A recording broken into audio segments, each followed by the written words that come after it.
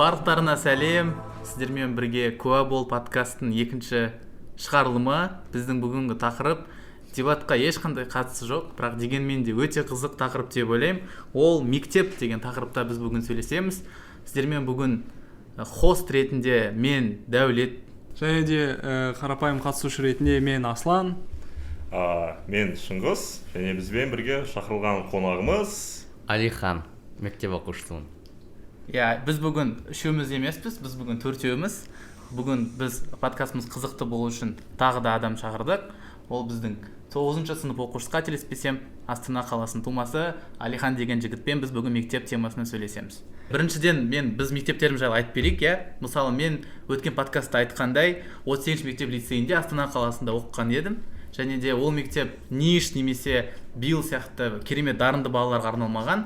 Бірақ дегенмен де Астанада белгілі бір статус жоғары мектеп еді. Ол жерге мен есімде бар бойынша, по-моему, тест жазған болатынбыз біз ол мектепке түсу үшін. Яғни бір какой-то статусы болды. Бірақ әлі де ол орта мектептердің қатарында болды.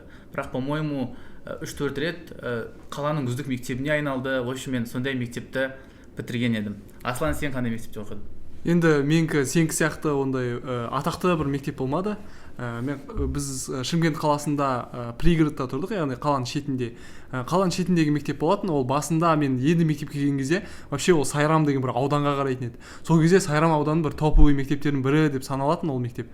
Өйткені енді қалаға жақын, кішкене қала көрген деген сияқты ма, білмеймін, солай қабылдайтын. Кейіннен қалаға қосылды Сайрам ауданы. Политикалық себептермен деп қалаға қосылды. Одан кейін барып сол қалаға қосылғаннан бері біздің мектеп енді қалай айтсам болады деп төменгі мектептердің бірі болып қалған секілді менің ойымша. Бірақ онда бүйтіп айтпайтынбыз төмен мектеп болды деп. Өйткені алдында Сайрам ауданы кезде гимназия еді, кейін мектепке кірген кезде коммуналды мемлекеттік мекемесі деп аты да жоқ еді. Оны алдында бір аты болса, одан кейін аты да болмай қалды. Яғни менің мектебім ондай бір топовый бір күшті бір мектеп болған жоқ. Және де ол кішкене бір локальный местностьте болғандықтан, яғни бір ғана ауыл сияқты бір районның ғана мектебі болғандықтан, ол кішкене шетте орналасқан өзінің бір жеке бір атмосферасы ғана бар, сондай бір мектеп болатын. Мен өзім мектебім жайлы айтатын болсам, менің мектебім де Шымкент қаласында.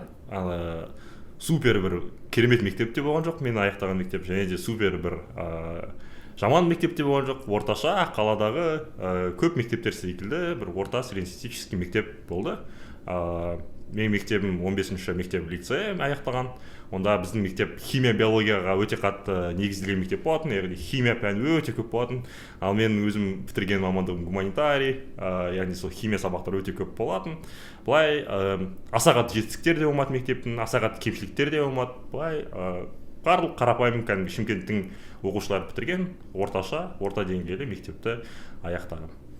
Менің мектебім гимназиялық мектеп, менікі керісінше тілдер жағына қарай негізделген мектеп болып саналады. Мен өзім жалпы физматқа қатты қызығатынмын, бірақ енді мектебіміз гуманитарный болғандықтан қазір былай гумға қатты көңіл бөліп жүрміз. Мектебіміз былай жақсы мектеп деп айтылам. Қаланың үздік 10-дығына кіреді деп естігем бір ақпараттардан. Алихан әлі де школьник, ол әлі оқып жатыр. Мен бірінші неден бастағым келеді, мектептер жайлы сөйлеспес бұрын. Жалпы мектеп өте қызық кез. Алихан қазір бақытты шығар, оны подкаст соңында түсінерміз, білмеймін. Мектепте әдетте көптеген типаждар болады, оқушылардың әртүрлі түрлері бар. Мысалы, сабақ қатты оқитындар бар, мұғалімдердің қасында жүретін старосталар бар, білмеймін, тағы қандай балалар болуы мүмкін. Сендер қандай балалар білесіңдер? Мысалы, мен айта салайын, бізде Астанада менің 10-11 класстарымда 2 прикольный движение болатын. Біріншісі ол топ-тины деген балалар болатын. Егер астынан балалар көрсе, тыңдаса естейді. Топ-тин деген балалар, олар типа ол кездері Инстаграм жаңа пайда болып басталады. Инстаграмда подписчиктері көп, бір-бірімен типа лайктар көп жинайтын. Сосын осындай балалардың барлығы арттарына сумкалы болады, пустой ештеңе жоқ. И сол сумкамен керуенге барып, керуенде фудкорт бар ғой, білесіңдер ме, 3-ші этажда? KFC сол маңайда. Сол жерде отыратын, бір-бірімен сөйлесіп, білмеймін, сондай бір странный движняк болды. Екінші движняк ол тамблерс ба, в общем қыздардың да бір какой-то қазір вип казашка деген сияқты темалар бар ғой. В общем сондай болуға тырысатын да қыздар болған. Олар да инстаграмға фотолар салып, типа әдемі, ұлдармен аса қатты сөйлескісі келмейді, жоғары класстағы баламен сөйлеске тырысатын қыздар болған. В общем осындай ерекшелеу балалардың бір какой-то субкультура ма білмеймін, сондай зат болған бізде мектепте. Тағы қандай балалар болды мектепте? Біздің мектепте енді ондай прям субкультура андай не деген секілді болған жоқ бізде Шымкентте. Бізде типаждар болды. Бірінші типаж ол острый козырьки көріп алатын балдар. Острый козырьки көріп алады да, андай кепка киіп алады да.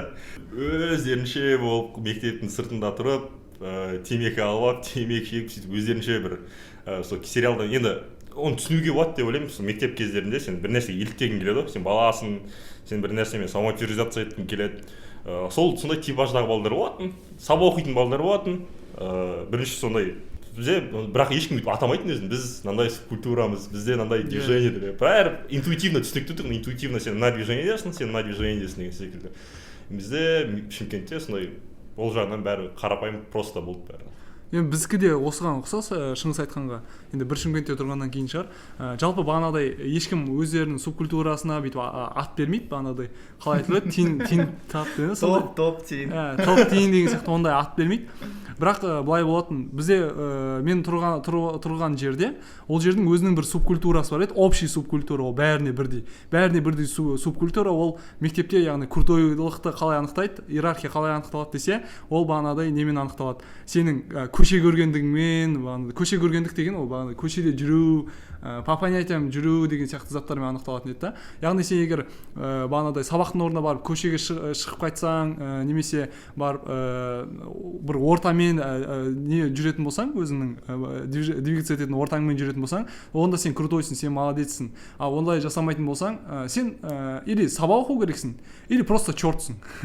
Сабақ оқып жүріп те чорт болуға болады, бірақ енді немесе сабақ оқитындарға былай басқаша қаралатын еді да. Яғни көбінесе барлығы осы иерархияны солай анықтайтын, ұлдардың арасына әсіресе. Қыздар да ұлдарды солай бөлетін шығар, мүмкін оны қатты біле бермеймін енді. Ұлдарда сондай иерархия болатын, жалпы бағанада көшеде жүретін балдар, олар енді мықты достойный балдар деп. Ал көшеде жүрмейтіндер, олар или сабақ оқиды, правильный балдар болады, или бағанадай просто чмо болып кетеді деген секілді. Сол үшін сондай бір правилармен өмір сүретін. Ал қыздардың арасында ондай білмеймін, субкультураны байқаған жоқпын ешқандай. Өйткені олар общий жүре беретін там. Бір қыздар болатын, әркіммен бір сөйлеседі дейтін, оларға бір жаман аттар беріп тастайтын, тағы да басқа қылып тастайтын. Бірақ енді жалпы қыздардың сондай бір субкультураға бөлініп, вип-казашка тағы да басқа деген сияқты олар болмайды. Просто көп атақты қыздар, әдемі қыздар, білмеймін, көп жаңағы прикольный қыздар деген сияқты болатын шығар. Бірақ қатты бір отличие болмады енді оларда, олардікі секілді. Енді мен ойлап қалмаңдар, мен мектебім бір элита деген сериал или бір Ривердейлдағыдай бір штучка, ондай мектеп емес. Менде де всякий жаңағы бандитский романтизм ол заттар тоже болды. Просто вот мен ерекше айтқым келген осы. Вот Алихан, саған сұрақ, сен де Астанада оқисың ғой. Сендерде қазір керуенге сумка арттарына сумка іліп алып, ладно, керуенмен силкойға баратын балалар бар ма? Ондай заттар бар ғой, барлығы. Енді бізде қатты қазір күшпен шешетіндей ондай не емес, бірақ барлығын более типа толерантный сияқты болып жасап қойған. Барлығы бір-бірін уважать етіп, нетіп, бірақ бәрібір де ондай бар, кішкене топтарға бөлініп, анимешник секілді, сондай түрлі өздерінің ерекшеліктеріне қарай бөлініп жүреді. Вот бізде, мысалы, анимешник болсаң, сен чортсың деген сөз. Сен типа несің, былайша айтқанда, біртүрлісің, отстраненныйсың, и сені былайша айтқанда неден иерархиядан сразу шығарып тастайды. Сен низкий неде тұрасың. Сөйтіп анимешниктер сөйтіп санайтын балдар, бірақ өздері тығылып аниме көретін. Мүмкін сондай да шығар, или көрсе де бүйтіп ешқашан айтпайды оны. Сондай болатын. Осы тұста қызық ой қоса салайыншы. Мысалы, Алихан айтып жатыр, біздің кезде ондай күшпен шешетін еш нәрсе жоқ деп. Шынымен буллинг деген терминнің бар екен, мен университетке түскен кезде бірақ білдім, екінші курсында ма. Біздің кезде ондай буллинг жайлы мүлдем сөйлеспейтін де, ешкім ол жайлы білмейтін де, яғни жалпы бір интуитивно бәріне бір түсінікті тұғын, бірақ бәрі оған көз жұма қарайтын беді. Сендердің, мысалы, Алихан саған осы кезде сұрақ, сендер мектептеріңде буллинг жайлы сөйлесе ма, ол жайлы қалай жалпы көз қарас, мысалы, буллинг ететіндермен, агрессорлар дейді жалпы, солармен отношение бар ма, вообще қалай ондайларға көз қарас, мұғалімдер қалай жұмыс істейді. Біздің кезімде ондай буллингпен мұғалімдер аса қатты жұмыс істемейтін. Балалар болған екен, ойнайды деген секілді көзқараспен қарай салатын. Жалпы өзімнің опытымды айтып отырмын. Сендердің опыттарыңда қалай қазір, қандай өзгерістер бар? Менің ойымша балалар барлығы дәл сондай болып қалды. просто қазір қоғамды өзгерткен секілді, мысалы қазір агрессорлар болатын болса, оларды сразу нетіп тастайды, учетқа қояды, қатты қарайды деп, мектепте инспекторлар, солар барлығы. Сол үшін агрессорлар қазір азырақ деп ойлаймын, сол үшін более толерантный болып жатыр деп ойлаймын қоғам. Бірақ балалар дәл бұрынғыдай деп ойлаймын. Қазір сендерде класста всякий шал, қалқанқұлақ, там не знаю, дрыщ, ондай ешкім айтпай ма сонда? Енді былай ойнап айтады, бірақ қатты айтатын болса, ондай кезде уже айтып қояды ғой инспектор. Прикольно. То есть класста сендерде буллер болсаң, сразу все, сен, значит, жаман баласың, иә? Ондай қабылданбайды, иә, типа. Более. Сонда ол қалай анықтайды ол буллер екен, кім айтып береді ол? Сонда бір балаға бір мазақтайды, мысалы, сен қалқан ұлақсың дейді, анау бала, соны инспекторға айтып береді ма? Сонда солай жұмыс жасайды ма? Жоқ, олай жұмыс жасамайды, олар бір-бірін әзілмен қабылдайды достар, бірақ сен барып, бір танымайтын балаға барып айтатын болсаң, ондай кездерде уже ол инспекторға айтып береді, енді инспекторлар былай жұмыс жасап учет тек істейтін заттарға қояды. Мысалы біздің кезімізде ондайда айтып беру, это ол ең позорный зат болатын, сен стукачсың деген секілді да, өйткені сен мысалы біреу мазақтайды, сен бағана қалқанқұлақ деген сияқты бір нәрсе айтса, ой апайға айтып беремін десең, сен бәрі күледі, ва ха-ха-ха-ха, апайға айтып беремін деп жатыр, стукач екен, мына мен араласпаңдар, мынау вообще біртүрлі екен деген сияқты қылып сөйтіп стукач анау деп айтып тастайды да. Одан кейін ол баламен уже ешкім сөйлеспейді, өйткені сөйлессең, сен как будто бір стукачествоны бір қолдап жатқан бір андай болады, бір сондай бір біртүрлі дұрыс емес жолдағы адам болып саналасың. Осы кезде маған бір ой келді. Негізі шынымен қуантады, қоғамда осы көзқарастарға модель поведения өзгеріп жатқан, иә. Біздің кезде бағана Аслан, мен мектебімде де Аслан айтқан секілді ситуация тұрған. Бірақ осы кезде есіме түсіріп қарасам, агрессорлар шынымен де көп жағдайда ашшылық, иә. Олар 3-4 қана бала болады, және көпшілік адамдар ол пассивный наблюдатель дей ма, көзқараспен қарайтын адамдар. Негізі осы ситуацияны ең қатты өзгертетін осы пассивный көзқарастағы адамдар деп ойлаймын ше. Агрессор әрқашан ашшылық. Бірақ сен егер де қоршап жатқан класстағы көпшілік адамдар сол агрессордың істеп жатқан дұрыс деп, модель поведениесі дұрыс деп қараса, буллинг жалғаса берді. Мен ойымша осы мектептерде қазіргі оқып жатқан балдарда көпшілік адамдар осы агрессорлардың несін дұрыс емес деп өзгеруі осы шынымен разговорлардан болды ма, сөйлесулерден болды ма деп ойлаймын. Шынымен негізі жақсы өзгерістер секілді. Менің опытымда мектепте вообще мен вот осы темаға көшкім келген, кстати. Сендер қандай рөлде болдыңдар деген. Мен мысалы буллерда болдым, бірақ буллингке подвергаться еткен адамда болдым. И сендердегідей проблема менде де болды. Бірақ жаңа Асан айтты ғой, сен чёртсың деп айтады, тисе деген сияқты. Бірақ қазіргі Алиханның мектеп моделіндегі мысалы инспекторға айтады или сондай контроль болу, по идее, жақсы нәрсе негізі. Өте жақсы. Потому что буллингке ұшырау мектепте, оған чёрт деп онымен сөйлеспей қою, осындай заттардың барлығы негізі балаға қатты психологический давление болады. Бізде, білмеймін сендерде степень трэша қандай болды, бірақ бізде енді андай заттарға дейін баратын. Бізде класста бір бала болған, ол баланың аяқ киіміне соқ құйып жібереді кезінде мысалы. И ол туфлиін кие алмайды. И оған бәрі күледі, ол мұғалімге айтып қойса, потом сен мұғалімге айтып қойдың, чёртсың, иә. Или сумканы тығып тастайды бір жерге, сумканы бірінші этаждан екінші этаждан лақтырып жібереді жерге и күледі солай. Вот бірінші вопрос, неге осындай буллинг жасайтын балалар, мен ондай затты жасамадым, жаңағындай жесткий затты. Мен жасайтын заттарым ол таза приколмен тиісіп еді. Сен чё там, не киіп алғансың үстіңе, шашың не нәрсе, аяғында не нәрсе. И маған тоже сөйтіп тоже тиісетін, по идее. И менің өзіме ол тоже психологически қиын әсер беретін. И вот мен мысалы буллингке ұшыраған адам ретінде сонымен қалай күрестім? Мен, во-первых, контрабуллинг жасаймын адамдарға. Ол типа саған тұрып, қалқанқұлақ десем тұрып, сен черныйсың десең, уже жетеді, черный деген тоже обидно. Себебі ол жалғыз жол, иә, защитадан. Второй жол бар, ол буллингті қабылдамау деген. Бірақ ол өте қиын жол, өйткені мен қиналдым бір жылдай. Мен өткенде дедім ғой, эмоциональный боламын деп, жүрегім нәзік баламын деп. Сол жүрегім нәзік болып жүріп, плюс дебаттың да сол жерде, кстати, көмегі болған шығар, не знаю, закаляться ет бастадым да, и маған келетін буллингті мен уже күлкімен қабылдаймын, типа ха-ха-ха, жоқ жақсы шутка. Или второй вариант, ол просто қабылдамайсың, қойшы деп.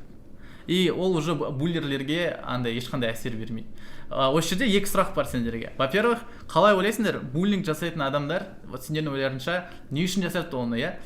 Мысль на поверхности, ол өзіңді школда күшті қылып көрсету, иә, мен номер одинмін деп. Одан басқа себептер бар ма осы буллинг жасау? Маған ойыма бір себеп келіп жатыр. Мүмкін ол себеп ата-анадан да шығуы мүмкін деп ойлаймын.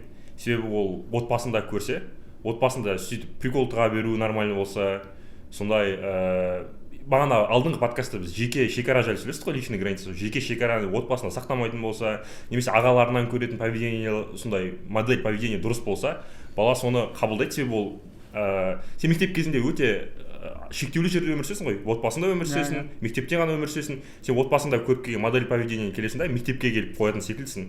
Солай мектепке келесің, и отбасында көрген нәрсені солай жасай бастайсың. Себебі сен отбасында сондай приколдарды дұрыс қабылданады, ондай приколдарды айту жаман болмайды, и сен сол прикол көріп өскеннеңді бәлкім мектепте де жасайсың. Мүмкін сол себеп болды. Иә, былай ғой, шынымен де үйде жасағанды мектепте де жасайсың дейді ғой. Мысалы біздің үйде острый шуткалар айта беретінбіз да, бір-бірімізге тиісіп, мысалы ағаларым бар, мен ағам бар, інім бар деген сияқты, қарындасым бар. Олармен мысалы бәріміз сөйтіп бір-бірімізге острый шутка айтып, сөйтіп ойнап жүре беретінбіз да, әр нәрселер прикол айтып. Вот осындай приколдар айтып жүре бергеннен кейін бізде ол қатты не емес бар ғой, ана мектепке барған кезде маған остро болмайтын да, олардың айтып жатқаны. Біреу мысалы булер болатын болса, или мен булер болатын болсам да, сондай кездерде қатты не қылмайтын, әсер етпейтін. Ең главный себептерінің бірі осы буллинг өзім де кейде жасайтын кездер болады, бағанада прикол ұстап біреуге бағанада айтқанда қазанбас деген сияқты нәрсе айтып или нәрсе деп ше, қортық деп бір нәрселер айтқан кезде ше, мысалы сондай нәрсе айтқан кезде де себеп көбінесе ол іші пысушылықтан шығатын сияқты. Яғни сен ішің пысып ерігіп отырасың мектепте де, класста мысалы апай шығып кетеді или бір нәрсе жаза беріңдер деп отырады, ішің пысып отыр, бағанада баласың ғой ойнағың келіп отырады, қарайсың, қалған не істеп жатсың деген сияқты, қазанбас не істеп жатсың бір нәрсе деп сұрақ бастайсың ше. Ол да құршы бар сен бір нәрсе деп, ол да саған айтады. Яғни көбінесе біздің мектепте де ол буллинг деген тема өте қатты болатын. Себебі ол ешқалай контролировать етпейтін да, бір шектеу болмайтын. Сен әртүрлі бағанадай шектерді кете бересің. Бір моментте ғана қойсаңдаршы, дұрыс емес қой деп біреу айтып қалуы мүмкін. Ол кезде тоқтайды, тоқтамайды, ол случайға байланысты. Дұрыс қоя қоя деп айту мүмкін, или ары қарай айтып кете беруі мүмкін. Яғни сен қаншалықты қызығушылығың артып тұр, қаншалықты ішің пысып тұр, соған байланысты. Егер ішің қатты пысып тұрса, жалғастыра береді адамдар. Біреу мазақтап ойнап жатыр қой, не жынданып жатсың деген сияқты қыла салады да. И вот біздің мектепте көбінесе осындай буллинг дегендерді остро жасай беретін, и одан жалғыз қорғанудың жолы сен былайша айтқанда выживать ету керексің сол ортада. Сен ешқалай да ол ортаны өзгерте алмайсың, өйткені ол өте мүмкін емес секілді көрінетін. Мен қазір қайтадан апарып қойса да мүмкін емес сияқты көрінеді маған. Егер сверху жасамаса, білмеймін, бір кардинальный өзгерістер жасамаса, онда былай өзгерту өте қиын секілді болып көрінетін да. Сондықтан бізде мен қалай жүрдім, бағанадай мен де буллить еттім адамдарды да. Ол моменттің барлығында біз это борьба, это выживание, это жизнь деп қарайтынбыз да, бұл өмір. Выживает сильнейший, как будто. Это нормально деген сияқты. Мен біреуді мазақтаймын, сен немен мазақтасың, немен мазақтамайсың деп айтамын да, егер обижаться етсем мысалы. Немен мазақтай берсің, кетші бар деп айтса, сен мазақтасаң, не дейсің маған деген деп айтамын да. Или біреу мазақтаса, мен мазақтамашы деп айтпаймын, мен де оны мазақтауға тырысамын, мен де оның косягын табуға тырысамын, или өтірік бүйтіп күліп шығып кетуге тырысамын, вот осылай өмір сүретін. Только осылай выживать етуге болады. Вот сен осы выживать ету моделін қалай қазір көзқараспен нормально деп ойлайсың ба, или оның бәрі қате болды деп ойлайсың ба? Екеуі де бар. Бір шеттен менің өзім өмірімде ол да бір пайда тигізген шығар, өйткені мен енді өз-өзіңе көп жерде өз-өзіңе тұрып бере алуға әсер етеді. Бағанадай кез келген жерде болады давление, мысалы жұмыста да болады давление, бастықтан да давление болуы мүмкін да. Сен ақымақсың, сен өзің бір нәрсе деп айта салуы мүмкін да бастығың. Или біреу манипулировать етуге тырысуы мүмкін да, сенің больдарыңды басу арқылы сені былай манипулировать етіп, өзің қалаған затын істетуі мүмкін. Университетте болады, немесе дебатный клубта болады. Любой ортада ондай зат болады, ондай бір агрессия болады. Пассивный болсын, активный болсын, агрессия болады. И сен оған постоять ете алуың мен мектепте қалыптасып бастады да. Бір шеттен сол үшін де мектебіме бір шеттен де осы өмірімде осындай бір период болғанда да риза боламын. Бір моменттерде. Мен осындай басына өткен соның арқасында қазір ішіп жүрмін деп айта аламын да. Бірақ былай в целом қарасаң, егер ешкім олай жасамаса, ол жақсы ғой деп қарайсың. Бірақ өйтіп өмір сүре ала ма адам? Вот философский вопрос. Шынымен жақсы сұрақ. Біз қазір енді университетте оқыдық, дебат ойнадық, біз енді әрине буллинг жаман екенін түсінеміз. Бірақ мен сөйлескен бірнеше үлкен адамдардың көзқарасы бағанағыдай айтады, өмір ғой деген секілді. Сен баласың, бала кезіңде қоғам қалай өмір сүру екенін көру керексің, солай үйренесің дейді да. Буллинг жақсы деген секілді да, бірақ шынымен де қиналатын одан психологик. Мысалы, шынымен Асланда сенде өзіңде жігерің жетті, отбасыда көрген тәрбиенің арқасында, білмеймін, ағаңнан көрген модель поведениенің арқасында, білмеймін, или өзіңнің жігерің арқасында ма, өзіңе күш жетті соған төтеп беруге, сонымен күресуге. Бірақ қаншама балдар бар, онымен күресе алмайтын, қиналатын. Сол үшін осы кезде мүмкін тыңдармандардың арасында башқа еш нәрсе қылмайды, буллингпен өстік, зато қандай адам болдық дейтін ше. Сондайға вот сендерде жалпы қалай ой, Дәулет мысалы, Алихан, сендер қалай ойлайсыңдар жалпы буллинг? Менің ойымша әр адам әртүрлі қабылдайтын сияқты, әр адамның өзінің границалары әртүрлі. Біреуге ол күнделікті өмірде қолданылатын жай қатты тимейді, ал біреу сол үшін қатты қиналуы мүмкін. Бұл жерде енді әркімнің қоғамда әртүрлі қалыптасады ғой. Мысалы достардың арасында ол біздің де қазір бар достарымыз арасында әзілдеп солай айтып жатамыз, бірақ басқаларға айтпауға тырысамыз да, себебі оны біз танымайтын досымыз жаман қабылдап қалуы мүмкін. Сол үшін более жақсы не болуға тырысамыз. Вот Алихан қараш, сенің мектебің жақсы мектеп болып тұр ғой, сол тұрғыдан. Бірақ жалпы Астанада или Қазақстанда буллинг проблемасы әлі де өте актуальны деп ойлайсың ба? Иә, әрине актуальны деп ойлаймын, себебі ол біз көріп жатамыз, әртүрлі бір қазірде аудандарға бөлінеді, бір басқа ауданға барған кезде әлі де болып жатады, сен қай ауданнан келдің деген секілді сұрап, кішкене тиісіп бірақ бәрібір де бұрынғымен салыстырғанда жақсырақ қадағаланады деп ойлаймын. Мысалы біреу келіп сен қазір жайдан жай тиісіп ұрып кете алмайды тұр, бұрышқа барып, бәрібір де камералар секілді сондай түрлі нелер болғандықтан кішкене. Вот негізі мен буллингті мүлдем қолдамаймын. Ол даже выживание түрі деп те қабылдағым келмейді. Бұл абсолютное зло негізі. Менің ойымша ол абсолютное зло. Вот себебі мына жерде қыздардың да косягі бар, мына жерде білесіңдер ма неге? Өйткені осындай буллинг жасайтын балалар болса, класста бір балаға тиісіп жіберетін, ана қыздардың бәрі вау, қандай күшті жігіт дейді. И мысалы мысалы школдағы самый күшті әдемі қыздар сондай бір школдың типа крутой балалармен жүреді. Бірақ и сол зат все еще подстегивает балаларды буллинг жасауға, өйткені мен мынандай қыздармен жүремін. Значит, қыздармен жүру үшін сен крутой болу керексің. Крутой болу үшін не істеу керексің? Ол сен басқалар чмерить ету керексің. Поэтому сондай заттар болады да, и көп бала сол үшін қиналады. И көп бала өзінің аша алмайды любой жақтан. Бірақ бізде мектепте тағы бір типаж балалар болатын. Юмористар деген, стендаперлар деген бір типаж болатын. Привет, Ақжол, привет, Жантуар. Вот олар ешкімге тиіспейді. Или тиісетін бе? Ну, тиіссе де позитивно тиіседі. Бірақ олар юмордың арқасында, вот Ақжол деген бала жаман пародист еді, бүкіл Аватар, білмеймін, Наруто, любой заттарға пародия жасайды. Класста прям ортаға шығып алады тақтан алдына, мұғалім жоқ кезде. И пародия жасайды. И ол сөйтіп те өзіне внимание тартатын еді. И мен ойлаймын, если буллинг болмаса, то балалар өздерін жақсы, позитивті тұрғыдан өздерін приоритет ететін еді сыныпқа. И сол арқылы көп балалар внимание әлі де алатын еді. И всякий мектептің главный чикасы Ақжолмен жүретін еді, потому что он классный пародист. Условно, а не потому что бандюган бар, төбелеседі бір нәрсе, или тілі острый деген сияқты. Сондықтан мен ойымша вот буллингті жою керек, и осы жерде қыздардың рөлі да өте зор. Осы жерде қосып кетейінші бағана ойға, қыздар не үшін олай жасайды дегенге менде бір ой бар тұғын всегда. Өйткені мектепте сен примитивный ғой, былай иерархияны анықтау ше. Сен білмейсің мысалы кім крутой емес. Кейін үлкен өмірге барғанда, мысалы студент болғанда сен түсіне бастайсың, бағанадай кім пысық, сол крутой, бағанадай кімнің көп навыктары болса, сол крутой деген сияқты оценка бере бастайсың.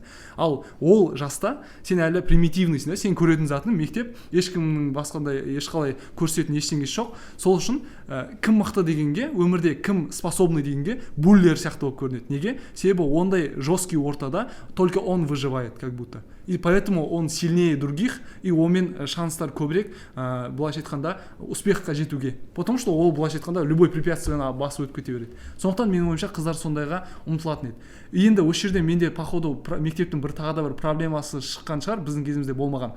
Балалардың басқаша иерархиялары жоқ көрсететін өздерін. Өнер жағынан атылып шығатындай адам жоқ, спорт жағынан. Ондайлар болған шығар, бірақ бірең саран ғана болатын. Бір-екі ғана әнші болады. Әншілермен де бағанада қызығып қарайды, спортсменге де қызығып қарайды, бірақ олар көп емес болатын. Білмеймін, именно біздің мектепте ғана сондай ма, әйтеуір целый мектепке бір-екі ғана нормальный әнші шықты. Мысалы, бәрі танитындай бір. Кейін олар там художественный мектептерге, сондай искусство мектептеріне кетіп қалды, сондай культурный мектептерге. Или спорт школаларға кетіп қалады, сондай болып қалады. Вот осылай да иерархияны анықтайтын, бірақ олар біздің мектепте, по крайней мере, мен оқып жүрген жылдары басқалай көтеріліп өзін көрсете алмайтынбыз. Қазір сонда қалай мектептерде қандай иерархияны анықтау системасы қалай қазір? Вот, мектепте крутой болу үшін сен не істеу керексің?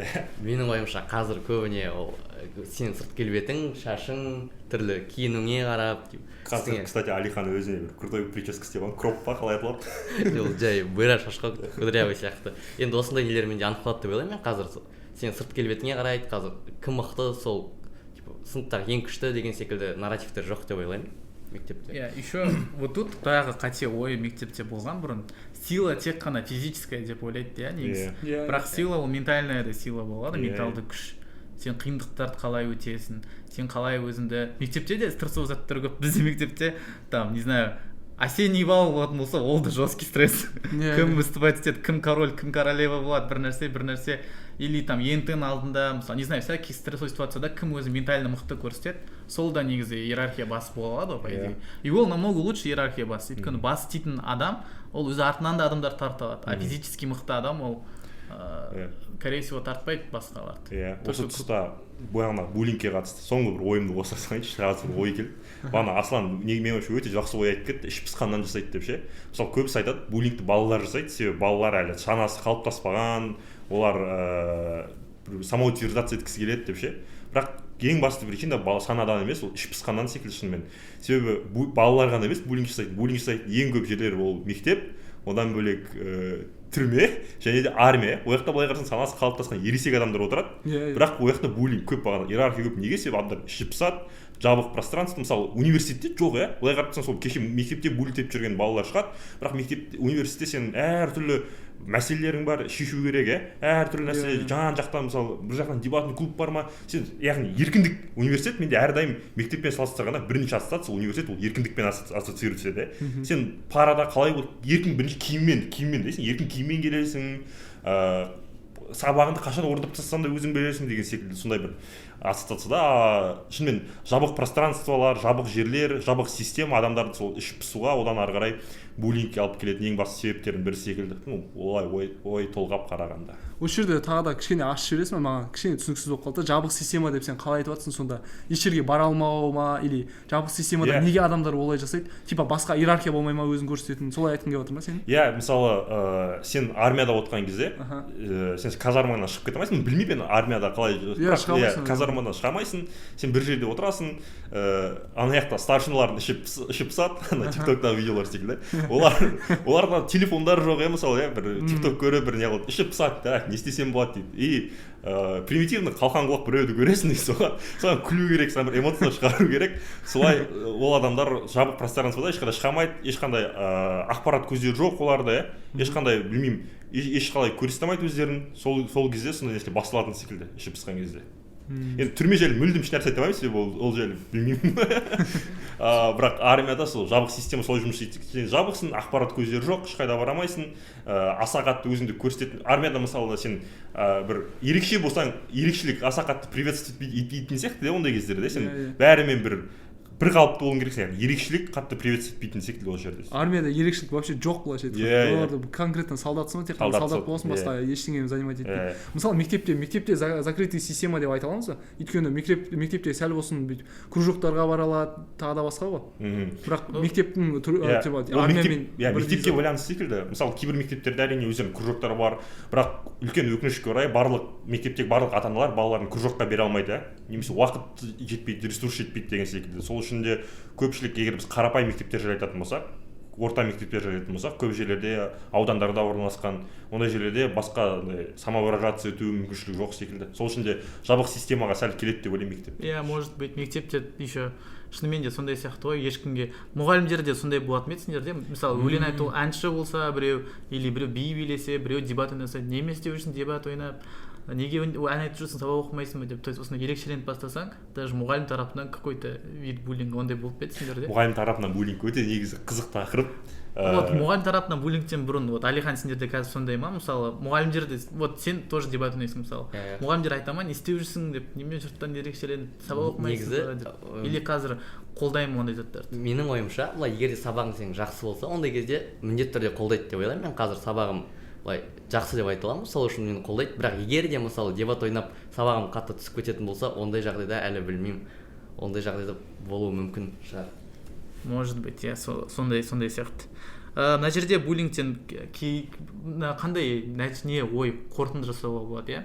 Оны шешу керек, иә? И оның бір жолы ол мүмкін балаларды бір нәрсемен қызықтыру, иә, мектеп ішінде. Уақытын басқа бір нәрсеге жұмсау, шахмат ойнасын, би билесін, бір нәрсе істесін әйтеуір, иә. Уақыт болмайды буллингке. Плюс ішің пыспайды, сен сабақта отырып, возможно, мә ертең би билеу керекпіз нормально деп қара жорға костюм алдың ба кім ислам деп еще ол заттардың бәрін круто екенін көрсету керек, новый иерархия создавать ету керек, өзің көрсете алатын, өзің типа вот осы иерархияда жетістікке жетсең сен крутойсың деген сияқты бір понимание болатындай. күшті позитивті иерархия сияқты иә негізі. Екінші ол вот Алихан қазіргі 23-ші жылғы жаңа Қазақстанда болып жатқан нәрсе, видимо. Бірақ мен Алиханның мектебі күшті мектеп походу. Мен сенбеймін қазір Қазақстан бәрі күшті деп. Ол нарратив, жақсы нарратив, иә. Буллинг жаман деген нарратив. Вот қазір күшті сөз шықты ғой, мысалы токсик деген. Маған токсик деген сөз өте қатты ұнайды негізі. Өйткені бұрын сен біреуге прикол ұстасаң, сен приколист, не, сен Нұрлан Сабуровсың условно, иә. Сондайсың да. Бірақ қазір сен біреуге тиісесің ғой. Фу, токсик деп айтады да, и сен негативный сөз қабылдайсың да, сен токсик деген. А сен негативный адам болғың келмейді, сен мысалы черт деген сөз негативный сөз болса, токсик тоже негативный сөз ғой. И сен токсик болмау үшін жақсы сөйлесесің адамдармен. Или позитивный прикол айтуға тырысасың. Нұрлан Сабуров болғың келіп жатса, бағана приколист болғың келіп жатса, нормальный прикол айтуға тырысасың. Сен түсінесің осы кезде, по-моему. Я шынымен осы жерде менде жақсы ой келді.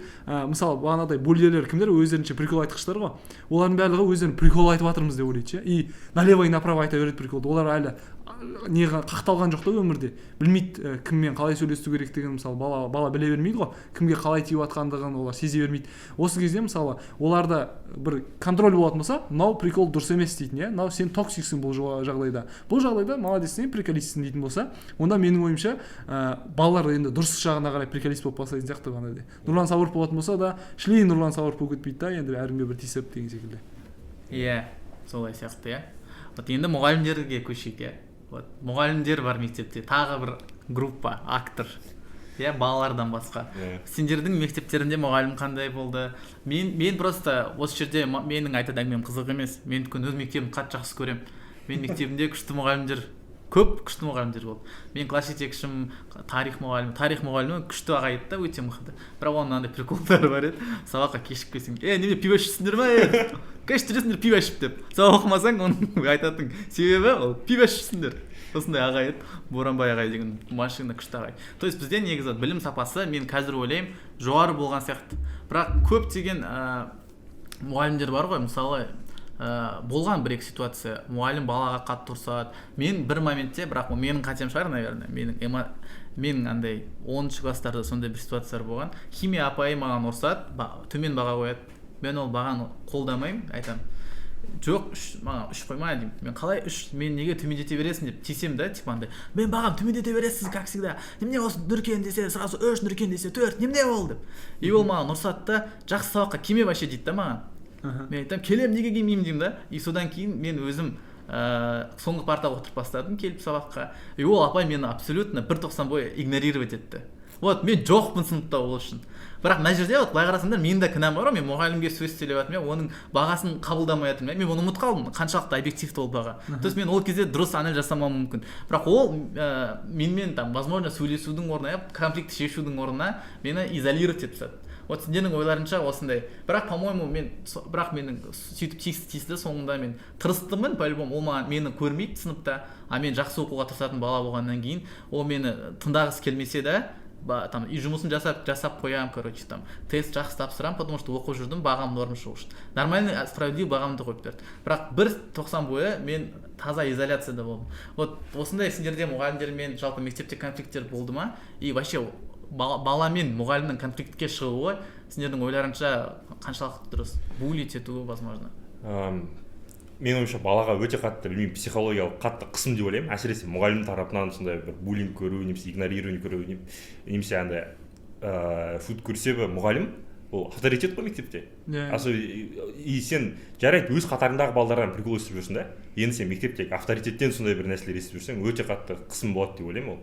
Себебі мұғалім, әсіресе мұғалім тұрып бір балаға прикол айта беретін болса, қалқан құлақ тағы ешкім ма деген секілді, оған бүкіл класс күледі да, мұғалім өзі күліп жатыр да, сен келіп тұрсың құлағың қалқиып да, саған сен тағы ешкім ба деп мұғалім тығып жатыр да, ол өте қатты қысым деп ойлаймын.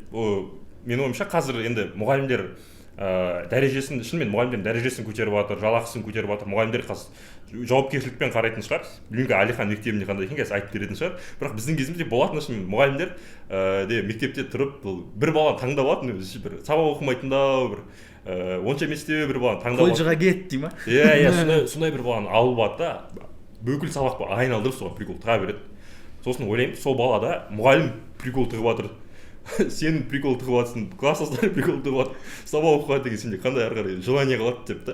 Сол үшін мектепке келуге қандай желание мектепке келуге қандай желание қалады, себебі мектептегі авторитет адам, и ол мұғалім күлсе бүкіл балалар енді мұғалімге подмазываться еткісі келеді интуитивті ше, мұғалімге ха-ха-ха деп күліп береді ана әзіліне.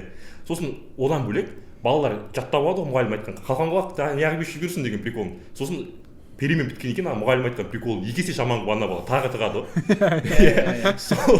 Сол үшін де мұғалімнің тарапынан болатын буллинг ол өте қатты жаман деп ойлаймын. Тіпті ол өзіне мұғалімнің өзіне де ол бір безобидный прикол болып көрінсе де ол класстың ішіне тарап кетеді, ары қарай тарап кетеді, ол өте қатты жаман деп ойлаймын. Менің жеке опытымда болды шыны мектептерде бір мұғалім болатын, мен ұнатпайтын, қай пән екенін айтпай қояйын, қандай мұғалім атын айтпай қояйын. Мен бірақ ол апай беретін сабақты айыратын, жақсы оқитын ол сабақты, бес алатын, бірақ ол мен ұнатпайтын себебі мен кішкене выскочка едім да, мысалы бір пән айтады, біз сұрақ қояды, кім жауап береді дейді. Мен ол сабақты жақсы оқитын, мен ғана қолым көтеріп тұрмын да, мен жауап берейінші деп. Кім деп тұрады, қолын көтеріп, кім дейді, қолын көтеріп тұрмын. Тағы теңсізбек па, айтшы ал деп сөйтіп не қылатын.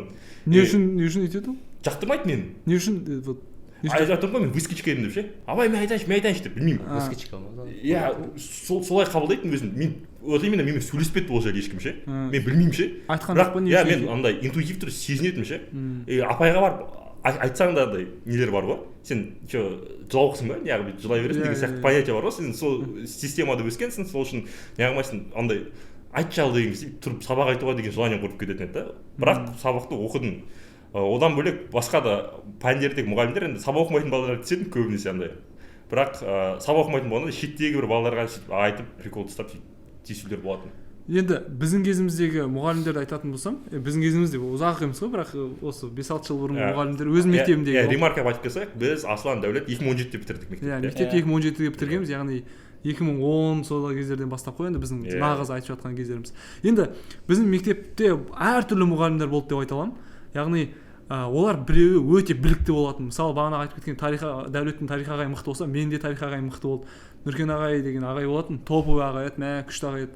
Барлық көп нәрсені айтатын, ол бағана даму керек, өсу керек, мына жақта қалып қоймаңдар, көтеріліп кетіңдер, барып Астанаға бар оқыңдар деп сол кісі сол кезде фундаментті қалыптастырған, сол 7-ші класстан бастап айтып келген миымызға қойып. Көтеріліп кетіңдер, бай болыңдар, кейін маған жип әперіңдер деп қойды. Жип сыйлаңдар дейтін. Соны енді егер естіп отса, кейін байып кетсем жип әперемін. Енді, в общем, айтқым келгені әртүрлі ағайлар болатын. Я сондай білікті ағай болатын, білетін балаларға қалай мотивация беру керек, өсу керексіңдер, тағы да басқа деп. Ол еще сол қалада бірнеше жерде мұғалім болып жұмыс жасайтын да, яғни оның опыты бар еді. Бір шектеулі ғана бір мектепте өмір сүрмейді, ол жан-жақты көрген. Вот осындай ағай еді, еще курсы бар өзінің тағы да басқа. Тағы да бір математикадан беретін апай бар еді, мықты апай тоже. Ол да апай көп жерлерді көрген, көп мектептерде жұмыс істейтін тағы да басқа еді. Бірақ локальный ағайлар бар еді да. Яғни біздің мектепте ғана жұмыс жасайтын. Ол апай ағайлар енді бәрі білікті деп айта алмаймын. Енді олар көбінесе психологиялық аспектке шынымен де назар аудармайтын. Мақұл сабағын берсін, сабақ енді ол общий система ғой, енді стандарт қой сабақ өту деген. Бірақ ана психологический аспект бар ғой, анадай тұрып, қалған құлақ тыныш отыр деп айта салу мүмкін еді. Ол мүмкін ол өзінің баласы сияқты көретін шығар, білмеймін енді. Баласына мүмкін сөйтіп айта салатын шығар үйінде ше. Бүйтіп обзывать етіп бір жақын адам болғаннан кейін ренжімейді деп ойлап айта салатын шығар. Бірақ шынымен де бағанағы айтқандай бүкіл процесс Шыңғыс айтып берген процесстер жалғаса беретін. Бір ағайлар болатын там анекдот айтсаңдар қайтарамын ерте деген. 3 анекдот айтып берсең ерте қайтасың деп сондай анекдоттар айтқызатын. Біреулер барады, доппа бір нәрсе береді да, бар универінде дейді, өздері жүре береді. Яғни ондай бір қатты бір моменттерге назар аудармайтын, барып ар жақта төбелесіп жатсың ба, қырылып жатсың ба, оны бүйтіп қатты назар аударып қарамайтын да. Яғни біздің кезімізде общий стандарт болмады мұғалімдерге деп ойлаймын. Яғни сен баламен осындай отношение жаса деген секілді. Болмады емес, болған шығар, бірақ ол жетпеді біздің мектепке точно. Өйткені апайлар әртүрлі, слишком әртүрлі. Яғни біреу бағанада отыр, 3 анекдот айтсаң қайтасың деп, оның өзі еще қатты күлкілі болу керек деген бір дәрежелері бар. Біреу отыр, мысалы бағанадай көтерілу керексіңдер, молодец, өйтіп оқыңдар, тоқыңдар деген сияқты жақсы мотивация береді, жақсы жұмыс жасайды балалармен сондай. Яғни контраст өте қатты да. Біреу жоғары, біреу өте төмен біліктілік жағынан. Алихан, сендерде қазір мұғалімдер қалай? Бізде мұғалімдер де келсем әртүрлі болып келеді, бірақ мен байқағаным көбіне жас мұғалімдер андай оқушыны түсінуге тырыса ма, сондай не болады да өздері. Бір оқушы артта қалып келе жатса, жас мұғалімдер көбіне қолдау көрсетеді, өздері түсінеді ғой деймін қазіргі проблемаларды. мысалы мен сынып жетекшім бар өзім жадыра дейтін күшті ағылшын апайымыз жадыра апай. Сол да былай бүкіл сыныпта мысалы біреу оқи алмай жатады, біреу ұялады айтуға, сондай кезде кейбір мысалы әлі де апайлар бар, жаман оқитындарға әлі де нететін приколдар ұстамаса да былай бәрібір де нетіп тастайтын. Бірақ көбіне қазір мен байқағаным жас апайлар балаларды түсінуге тырысады, солай қолдайды, жас оқи алмай жатқан балаларды оқытуға тырысады, сөйтіп буллинг қазір салыстырмалы түрде азырақ деп ойлаймын. Мен оның себебін білемін ғой. Қандай? Неге қазір мұғалімдер күшті екен? Қайттан мен мемлекетті мақтадым, өткен жолы жамандадым кішкене да, бүгін мақтаймын мемлекетті. Мемлекет дегенде ол нақты бір адам мақтау керек шығар, объективно. Ол Асхат Аймағамбетовті мақтау керек. Өйткені ол мұғалім статусын жоғарылатты ғой. Мұғалімдер зарплатасын көбейтті. И ол күшті эффект берді негізі. Одан бөлек көп жастар, қазір айта салайын, көп жастар мұғалім болуға тырысады қазір. Қазір НТ-да вроде порог грантқа түсу 120 балл ма, сондай да вроде. Білім жоғары әйтеуір. 120, например, да. Егер бұрын сен мұғалімге түссең, ол ЖБ вариант просто. Грант аласың, жұмыс точно бар, бәрі түсе береді. Қазір ол 5-ке оқитын балалар, 5 пен 4-ке оқитын ақылды балалар түседі мысалы. Жадыра апай да сондай кісі болуы мүмкін, возможно, мен жасым білмеймін ол кісінің. И осы квалификация жоғары адамдар мектепке келген сайын, оларда качественный білім алуға, сол білім бәріне бірдей болса да, ол білім ақылдырақ болатын болса, ол сол білімді жақсырақ қабылдайды ғой, и сәйкесінше методика ретінде мықты қолданады по идее. И осы статустың жоғарылауы негізі қазір енді опять-таки Алиханның мектебі де ғана емес, көп мектептерде солай шығар. Көп мектептерде мұғалімдер жақсарды деп ойлаймын. Плюс қазір андай программалар да бар ғой. Қаладан ауылда мұғалім болсаң, зарплатаң 1,5 есе көп па, сондай. И ауылдарда да негізі квалификациясы жоғары мұғалімдер көбейген сияқты. Сондықтан да осы мұғалімдердің қазір біз айтқан проблемалар әлі де бар ғой, в любом случае, бірақ сонда да әжептәуір азайған сияқты негізі менің ойымша. Одан бөлек мұғалімдерді көп қосымша жұмыстардан алып тастаған секілді. Мысалы біздің кезімізде мұғалімдерді парадқа алып кететін, одан бөлек көп андай бір қағаздар толтыру керек, қазір мен білуім бойынша солардан айырылып тастады. Мен ойлаймын, айда сенде ар жағында парадқа бару керек, саған қаншама қағаздарың үйіліп жатыр, ана баланың ментальный жағдайы жайлы ойламайсың да ғой сенде, себебі жұмыс көп. Қазір сол қосымша жұмыстарын алып тастаған екен мұғалімдер деп, оларда уақыт та пайда болған секілді өздерінің жұмыстарына жақсылап кірісуге, балаларды ойлауға. Шынымен мысалы бағана буллинг деген сияқты жаман темалардың бәрі қай кезде болады, класста мұғалім болмаса, немесе мұғалім тыныш отыра беріңдер дейді да, өзі бір нәрсені істеп отырса. Бізде ондай часто болатын, өйткені оларға көп қағаз толтыртқызатын да, көп қағаздар жинап әйтеуір бір нәрселер толтырып, тағы басқа бір документтер жасап жүретін, бір журнал толтыру керек демей сондай бір нәрселер жасап жүретін да. Көп қағаз сияқты болып көрінетін енді олардың занятосына қарағанда. Вот сол кездерде болатын бағанағы қызықтың бәрі, ішің пысады, не істейсің, жанында отырған бір қалқаңғылық. Сөйтіп басталады осындай теманың бәрі. Вот, бірақ қазір мектептерде бір мәселе пайда болды, бұрын темекі шегу деген заттар болды ғой. Сосын всякий магазиндерде Абайнос деген заттар бар мектептерде. Ол не? Айтқым келмейді, жаман сондай заттарды ататын зат. Сондай заттар ма, вообще жек көремін сондай заттарды. В общем, сондай заттар көбейді, бірақ оларды школда шегу, ату қиын ма, по идее. Сен ұстап алады оңай. Бірақ қазір электросигареталар пайда болды ғой. Вейп, эльф бар деген сияқты, осындай мәселелер мектепте, вот осы электросигарета бар, олар ешқандай, то есть приятный иіс шығарады да, и адамның мысалы темекі шеккені байқалмайды ғой. Бақылау қиын, туалетке кіріп кетпесең только қиын. Вот қаншалықты осы мәселе сендерде, Алихан, мектепте острый? Шындығын айтсам, бұл мәселе менің ойымша шешілмеген деп ойлаймын, себебі бір орта болса, біздің сын емес, жалпы былай мектепте өте көп, әр екінші балада қазіргі уақытта қолданады оны. Барынша күресуге тырысады мектеп, көрсе алып қояды, ескерту жасайды, ата-анасын шақыртады.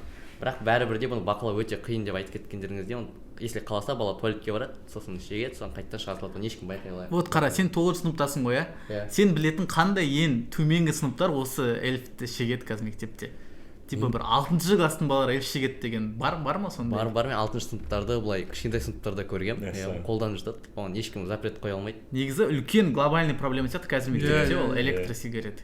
Бірақ соның шешу жолы қазір қандай болады, кажется, ол жалпы Қазақстанда электросигареты сатуға тыйым салып тастау, ол лоббированиядан бөлек, яғни ол темекілер көбірек сатылу үшін сондай лоббированиядан бөлек, жалпы дұрыс шешім ба ол барлық адамға мысалы эльф шегуге запретить етіп тастау, немесе басқа жолдар бар ма, қалай ойлайсыңдар? Дебатерлық навыктарыңды қосыңдар.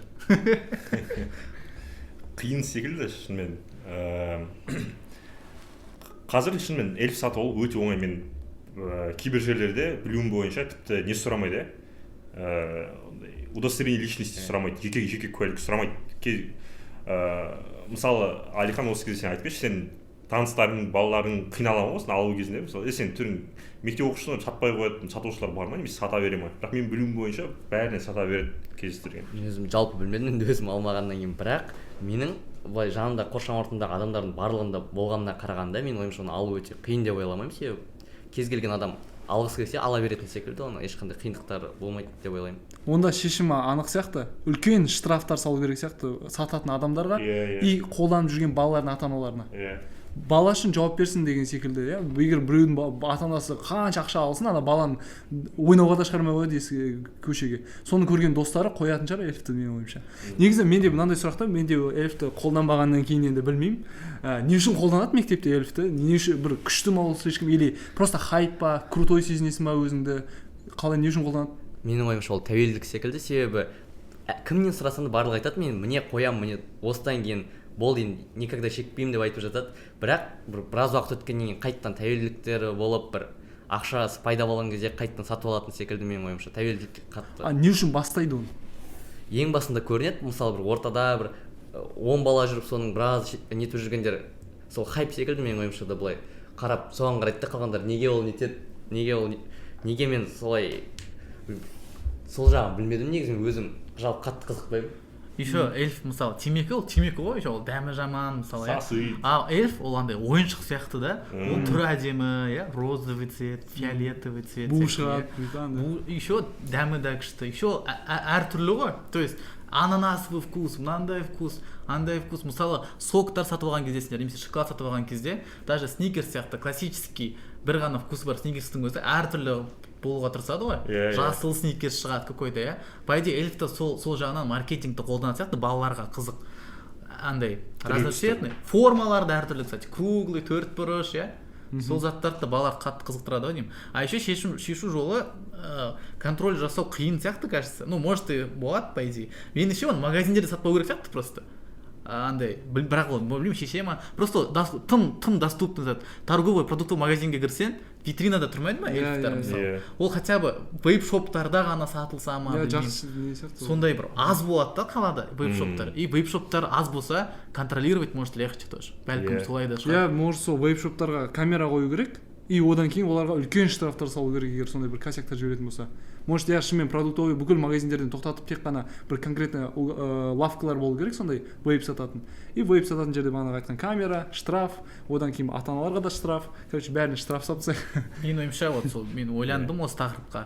Осы эльф бар, эльф бар емес, басқа да фирмалар бар ғой. Эльф барға реклама жасамаймыз. Вот, осы электросигарет үлкен проблема сияқты негізі мектепте. Мен есімде бар, бір прикольный история айтып берейін ба? Мен інім бар, Асанәлі деген, туған інім. Сол бір күні отырып та, інілерім келген үйге. Сөйтіп тұрам да, айтам, Асанәлі деймін. Ол 6-шы класс оқиды. Қастарында біреу эльф шеге ма деймін. Отырып, жо дейді. Өтсақ па деймін. Жо. Айт десем. Ладно, бір бала шегет дейді. 6-шы класс оқиды ғой. Мен ішімнен ё-моё дедім уже. Қасына оның ағасы 7-ші класс ғой. Сендер де ше десем. Ой, біз 7-ші класспыз ғой дейді ғой. Уже взрослый, шегі жүріп қой уже дегендей қылады. Мен тұрып, қуасыңдар ма анау деп күлдім, бірақ ішімнен андай ужас деп ойладым. Темекіні де баяғыда солай шегетін бе еді? Сендердің естеріңде бар ма? Мысалы темекіні, кейбір 6-шы класстар шегуі мүмкін бар шығар. Мен есімде сондай бір бала бар еді, 6-шы класстан бастап шеккенмін дейтін. Темекі 9-10-да басталатын менің ойымша. Бірақ массово 9-10-да басталатын. Массово, көбінесе 9-10-да басталатын темекі деген. 9-10-да шегеді ғой деймін, сол үлкен балалар келеді там школа жаққа, университеттің балалары темекі шегіп тұрады, вау.